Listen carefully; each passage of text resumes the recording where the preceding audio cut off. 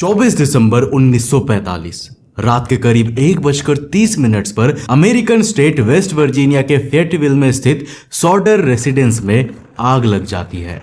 घर के अंदर जॉर्ज और जेनी सॉडर अपने 9 बच्चों के साथ सोए हुए थे। अब जैसे ही जॉर्ज को आग की भनक लगती है, वो अपनी पत्नी और नीचे वाले फ्लोर में मौजूद अपने 4 बच्चों के साथ घर से बाहर निकल जाते हैं। लेकिन सेकंड फ्लोर पर मौजूद 2 बेडरूम्स में अभी भी 5 बच्चे फंसे हुए थे। उन्हें बचाने के लिए जॉर्ज एक बार फिर से घर में घुसते हैं, पर लकड़ी के उस घर की सीढ़ियां जल चुकी थी, जिनके जरिए ऊपर तक पहुंचना पॉसिबल नहीं था। अब जॉर्ज तुरंत ही बाहर की ओर भागते हैं, जहां उनके पास एक लैडर रखी हुई थी।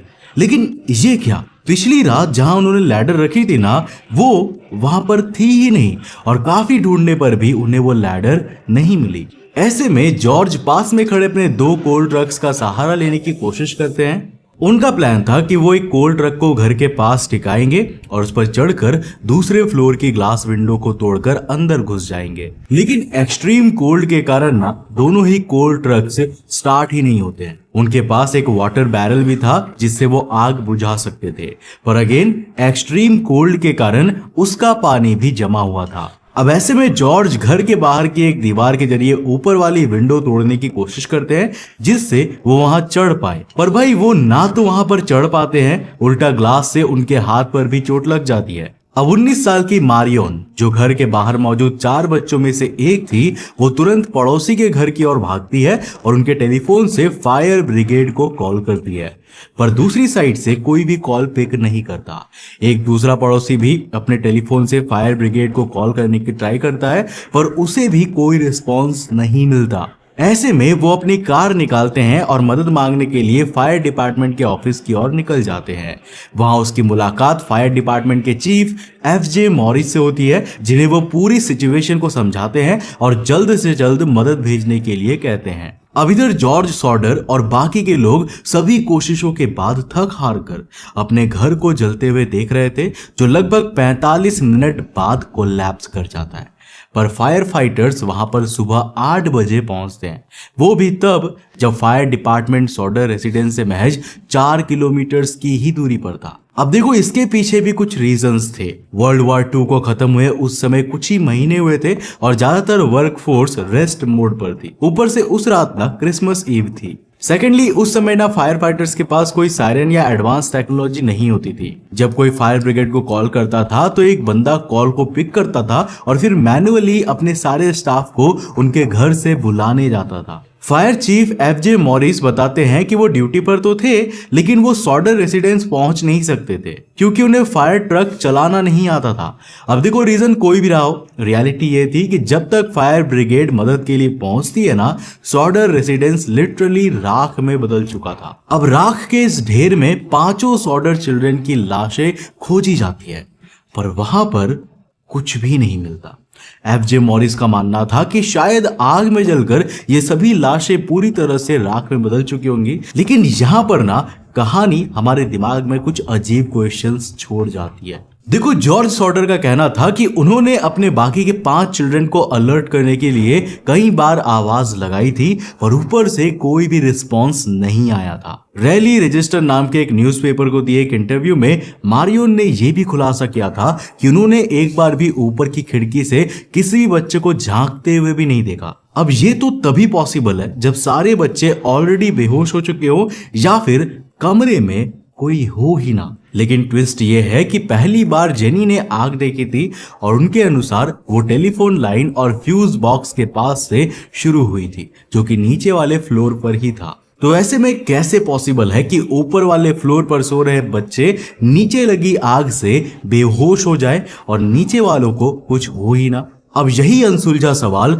जॉर्ज और जेनी को एक नए कंक्लूजन पर लाता है और वो मानने लगते हैं कि उनके बच्चे मरे नहीं थे, बल्कि उन्हें किडनैप किया गया है। और उनके घर में ये आग सिर्फ इस किडनैपिंग को डिस्ट्रैक्ट करने के लिए लगाई गई थी। अब इस दावे का एक प्रूफ ये भी था कि पुलिस इन्वेस्टिगेशन में जहां आग लगने की वजह फॉल्टी वायरिंग को माना गया, वहीं पर सॉडर फैमिली का दावा था कि उन्होंने कुछ समय पहले ही वायरिंग की अच्छे से जांच कराई थी और ऐसा कोई भी फॉल्ट तब उन्हें देखने को नहीं मिला था। इवन बाद में जब इसको इन्वेस्टिगेट किया गया तब भी फायर का रीजन फॉल्टी वायरिंग होने का कोई भी सबूत नहीं मिला। तो फिर क्या सॉर्डर चिल्ड्रन को सच में किडनैप किया गया था? वेल दोस्तों, इस सवाल का जवाब डिस्कस करने से पहले हमें सॉर्डर फैमिली की हिस्ट्री को जानना होगा। तो देखो, जॉर्ज सॉर्डर जो इस फैमिली का हेड थे, उनका असली नाम जियोर्जियो सोर्डू था और उनका जन्म इटली के सार्डिनिया में हुआ था। 13 साल की उम्र में जॉर्ज अपने बड़े भाई के साथ इटली छोड़कर इमिग्रेंट के रूप में अमेरिका आ जाते हैं। अब वो यहाँ पर क्यों आए थे और कैसे आए थे, जॉर्ज को कभी भी इस बारे में डिस्कस करना पसंद नहीं था। अब पॉसिबल है कि वहां वो कोई क्राइम या इल्लीगल एक्टिविटी में शामिल रहे हो और सजा के डर से अमेरिका भाग आए हो। खैर, अमेरिका आने के बाद जॉर्जियो, जो अब जॉर्ज बन चुके थे, वो पेंसिल्वेनिया के रेल रोड कंस्ट्रक्शन में काम करने लगते हैं। फिर कुछ समय बाद वेस्ट वर्जीनिया के स्मिदर्स नाम की जगह पर ड्राइविंग का काम करते हैं और अल्टीमेटली अपनी ट्रकिंग कंपनी खोल लेते हैं। स्मिदर्स में ही उनकी मुलाकात जेनी से होती है, जिनकी फैमिली भी इटली से ही थी और दोनों साल 1922 में शादी कर लेते हैं। अब इसके कुछ समय बाद ये दोनों वेस्ट वर्जीनिया के ही फाइटविल में रहने लगते हैं, जहां इनके अलावा भी इमिग्रेंट इटालियंस की एक बहुत बड़ी पॉपुलेशन रहती थी। अब जॉर्ज ने जो ट्रकिंग का बिजनेस शुरू किया था ना, वो काफी चलता था और वो काफी रिच हो जाते हैं, जिससे इटालियन लोगों की अपनी कम्युनिटी में उनकी काफी रिस्पेक्ट बन जाती है। अब जॉर्ज ना बहुत ही स्ट्रॉन्ग पॉलिटिकल ओपिनियन वाला इंसान था, जो उस समय इटली पर राज कर रहे डिक्टेटर बेनिटो मुसोलिनी के अगेंस्ट में बोला करते थे। अब कुछ लोगों को उनकी बातें पसंद आती थी और बहुतों से अक्सर उनकी तीखी बहस भी हो जाया करती थी। अब यहाँ आपको ये भी बताता चलूं कि जॉर्ज और जेनी का दूसरा सबसे बड़ा बेटा, जो अमेरिकन मिलिट्री में सर्व करता था और उसने वर्ल्ड वॉर 2 में भी हिस्सा लिया था। जिस समय सॉर्डर रेसिडेंस में आग लगी थी तब वो घर पर नहीं था। अब मुसोलिनी के अगेंस्ट होना और जॉर्ज के बेटे जो का अमेरिकन मिलिट्री को सर्व करना, ऐसा माना जाता है कि शायद यही कारण था कि सॉर्डर रेसिडेंस को नुकसान पहुंचाया गया था। और इसके एक नहीं बल्कि कई सबूत मिले थे, क्योंकि इस इंसिडेंट के कुछ ही महीनों पहले ना सॉर्डर रेसिडेंस में एक इंश्योरेंस सेल्समैन आया था, जिससे जॉर्ज की मुसोलिनी को लेकर बहस हो जाती है। अब उस सेल्समैन को उन पर इतना ज्यादा गुस्सा आता है कि वो जॉर्ज को उसके घर में आग लगाने और बच्चों को डिस्ट्रॉय करने की धमकी दे देता है। अब ऐसे ही जब एक और बंदा कुछ काम से जॉर्ज के घर में आया तो उसने जॉर्ज से कहा था कि तुम्हारे घर के फ्यूज बॉक्सेस में आग लग जाएगी। यहाँ तक कि इस इंसिडेंट के कुछ दिनों पहले जॉर्ज के बड़े बेटे ने पास वाले हाईवे पर खड़ी एक स्ट्रेंज कार को नोटिस किया था, जिसमें बैठा इंसान स्कूल से आ रहे उसके छोटे भाई बहनों को घूर रहा था, जैसे वो उन पर नजर रख रहा हो। लेकिन सबसे स्ट्रेंज सीक्वेंस तो उस रात हुआ था जब सॉर्डर रेसिडेंस में आग लग जाती है। आग लगने से कुछ समय पहले रात के करीब 12:30 पर एक टेलीफोन कॉल आता है, जिसको जेनी पिक करती है। ये कॉल किसी अनजान औरत का था, जो किसी और इंसान के बारे में पूछ रही थी जिसे जेनी नहीं जानती थी। अब उस रात के बैकग्राउंड में किसी के जोर जोर से हंसने की आवाज आ रही थी और कोई सेलिब्रेशन भी चल रहा था। इनफैक्ट जेनी से बात करते हुए वो औरत भी बेहद ही अजीब तरीके से हंसती है। पर देखो, जेनी ना इसे महज एक रॉन्ग कॉल समझकर टाल देती है। अब इसके कुछ समय बाद रात के करीब 1 बजे जेनी की नींद फिर से खुलती है, क्योंकि उसे ऐसा लगता है जैसे कोई चीज घर की छत से टकराई हो और फिर रोल होते हुए नीचे गिर गई हो। हालांकि इसके बाद कोई भी आवाज नहीं आती और जेनी इसे अपना वहम समझकर सो जाती है। अब इस इंसिडेंट के करीब आधे घंटे बाद घर में आग लग जाती है, जैसे कि मैं ऑलरेडी बता चुका हूँ कि जेनी ने सबसे पहले उसे देखा। लेकिन क्या जॉर्ज सॉर्डर और उनकी फैमिली के खिलाफ कोई साजिश की जा रही थी, और क्या सच में उस रात सॉर्डर रेसिडेंस की छत से कुछ टकराया था? इस इंसिडेंट के कुछ दिनों बाद जब सॉर्डर कपल अपनी छोटी बेटी सिल्विया के साथ वहां आते हैं तो सिल्विया वो राख के ढेर में रबर का एक हार्ड ऑब्जेक्ट ढूंढती है। अब जॉर्ज इसे देख कर ना बताते हैं कि ये कोई नॉर्मल रबर का टुकड़ा नहीं है, बल्कि एक पाइनएप्पल बॉम्ब हैंड ग्रेनेड है, और शायद यही उस रात सॉर्डर रेसिडेंस पर फेंका गया था। मतलब मोस्ट प्रोबेबली ये आग फॉल्टी वायरिंग से तो नहीं लगी थी। लेकिन सवाल वही का वही था कि आखिर सॉर्डर चिल्ड्रन गए तो गए कहां? अब एफजे मॉरिस के अनुसार तो सभी पांचों बच्चों की बॉडीज और बोन्स दोनों ही जलकर राख हो गए थे, पर जेनी ये मानने को रेडी ही नहीं थी। अब पास के एक लोकल क्रेमेटरी से जेनी को जानकारी मिलती है कि एक ह्यूमन बॉडी को 1090 डिग्री सेल्सियस पर 2 घंटे जलाने के बाद भी उसकी बोन्स राख में नहीं बदलती है। और सोडर रेसिडेंस में तो महज 45 मिनट के लिए ही आग लगी थी। इनफैक्ट इस राख के बीच कुछ हाउस होल्ड अप्लायंसेस के टुकड़े भी मौजूद थे, लेकिन ह्यूमन बोन्स का कोई भी नामो निशान नहीं था। तो क्या घर में आग लगने के पहले ही सॉडर चिल्ड्रन को किडनैप कर लिया गया था? कुछ रिपोर्टेड साइटिंग्स के माने तो इसका जवाब शायद हाँ है।